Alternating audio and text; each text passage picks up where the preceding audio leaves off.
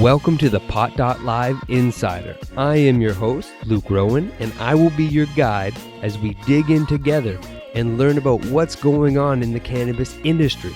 We are going to have some fun here as we learn about the business of cannabis, the science, the culture, where it has come from, and where it's going.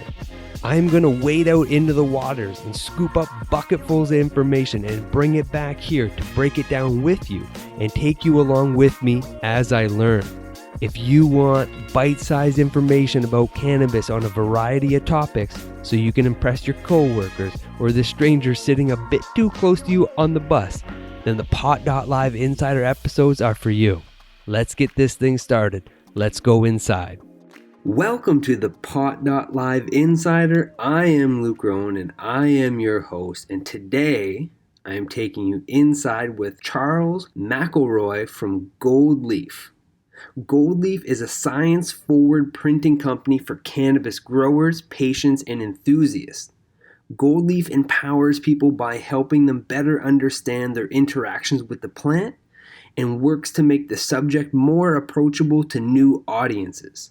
Charles is a former volunteer with Marijuana Policy Project, a history of supporting veterans' education and access to medical marijuana, and several years studying permaculture and organic farming in Ohio and Colorado. McElroy created Goldleaf to benefit the evolving recreational and medical cannabis communities. We asked Charles to share 5 things that he wished someone had told him before he started leading a cannabis business. First, he said, Goldleaf isn't a traditional cannabis business, so our experiences has been somewhat unique. We still feel the challenges that cannabis businesses face, but we also deal with other challenges unique to the print and publishing world. Number 1, Charles said, the gatekeepers of the internet don't see a difference between cannabis products and printed works on the matter. I always assumed that our work was adjacent to some of the internet prohibitions on cannabis products.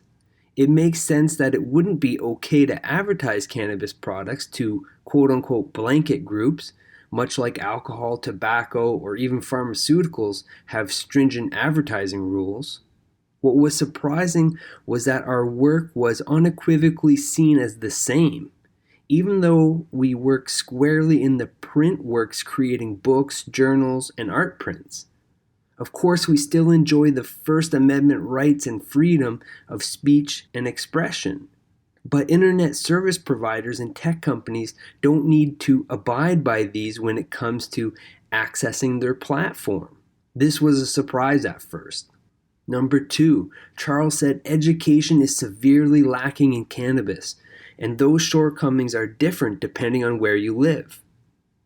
Part of the vision of Goldleaf was to educate in a positive way, showing information in a visually appealing manner so that the user learns while they interact. However, one size does not fit all. For our part, we quickly learned of the disparity in foundational knowledge based on location. Not only do different states have their own vernacular, but they also have their own beliefs, not all of which are scientifically accurate. We found that when communicating an idea, we had to tweak our word choices based on the audience. This was not only for regulatory compliance, like in Canada, but also to ensure we're making topics as understandable as possible. Some areas are just learning of the indica sativa myth, and those terms are widely used and accepted.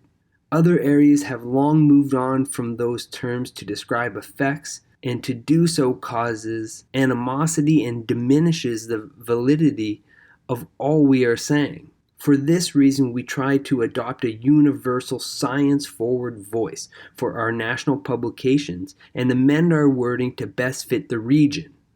Number 3, Charles said people are way less judgmental in conservative areas about cannabis than you'd think. I live in a conservative area, and so when I started Goldleaf, I was hesitant to publicize it too much in our local community for fear of judgment or worse. It turns out that it wasn't a valid concern. Most people I've met have been very supportive and interested. From other supportive businesses to other folks I meet during normal business activities, very few have voiced any reservations or concerns. Perhaps it's due to the fact that we focus on education and work with a lot of doctors and physicians, which I think is disarming to someone who still carries reservations about the industry. Number 4, keeping up with changes in information and research is a full-time job. We learned quickly that in order to deliver quality and trustworthy information, we had to keep our finger on the pulse of the medical and wider science community for updates to existing information and publications of new studies. One thing that makes Goldleaf special is that we go through great lengths to ensure our accuracy. When new information is available, we update everything affected. For this reason, we produce most of our wares in small batches with seasonal or more updates. Our print journal, for example, is on its 12th edition. However, this is incredibly time intensive, so it has resulted in us hiring a specialist to focus exclusively on this challenge. We call him our content czar, and his work is incredibly important to us. Thankfully, he's got a background in research, holds his MLS, and has lots of experience doing similar work elsewhere in the science world. Since he's been on the team, we can all breathe a little easier, and it has freed up the rest of our team to focus more on their specific skill sets. Lastly, Charles said there will be copycats. This isn't unique to the cannabis space, of course, but we've had to address it all the same. Since our inception, there have been a handful of other startups that lean on our idea. Some have done a very sloppy job and ignored the educational component, while others are more plainly stole our creative content, the wording, layouts, and even proprietary research. We've always been in a good habit of copywriting each of our published works and registering our trademarks. So from a legal perspective, we're protected. However, it is still an ongoing frustration when new companies simply duplicate our work without improving in any way. I realize that others will follow suit, and I'm actually okay with that. It helps build a stronger cannabis community. But I want to see others holding the same code of ethics to accuracy, and I'd rather see the works done in a fresh style. We've had to send a few cease and desist letters, but that has thankfully been the extent so far. That's some awesome insight from Charles, from his experience of building and growing Goldleaf. As always, this information has been harvested from MJ.com. The link will be in the show notes so you can dig in further.